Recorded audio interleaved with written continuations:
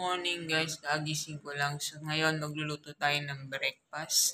Tara, samahan niyo ako. Panoorin niyo to mula umpisa hanggang dulo. Watch this.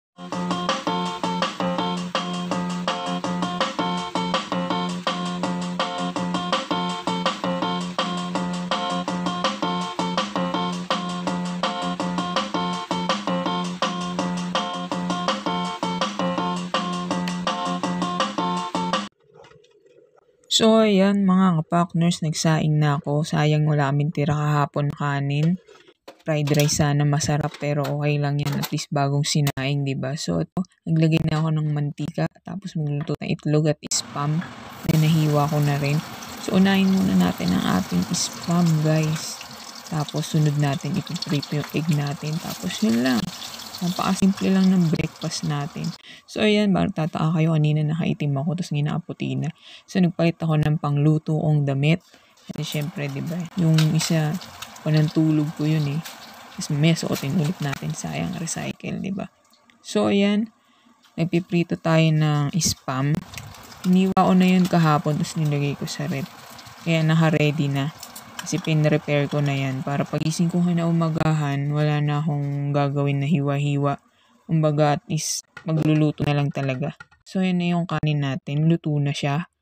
At continuous lang natin yung pagluto natin ng ating spam. Pagkatas niyan, patuluin lang natin yan sa gilid para hindi masyadong mantika.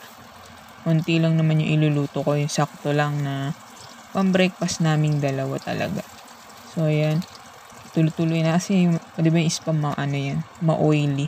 Kaya nga, onti lang yung oil na nilagay ko. Kasi kapag nilagay mo na yung spam, mag-alalabas pa yun ng oil. Kaya yung oil na nilagay mo, dadami yan.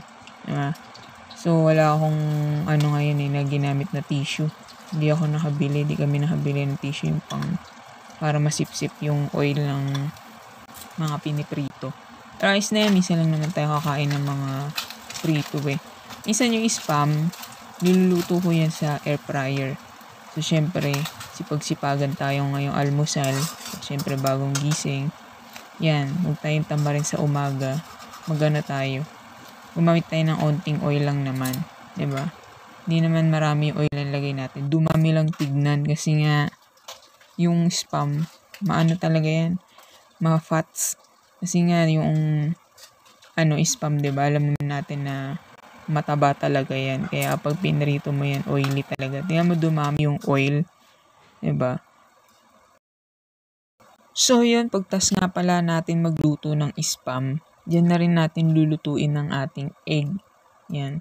Para, alam mo yung lasa ng spam, diba? Maging lasa din ng egg. Yan, masarap. Diba? Patuloyin lang natin dun yung spam sa gilid. Kasi tingnan nyo naman yung oil, napakadami.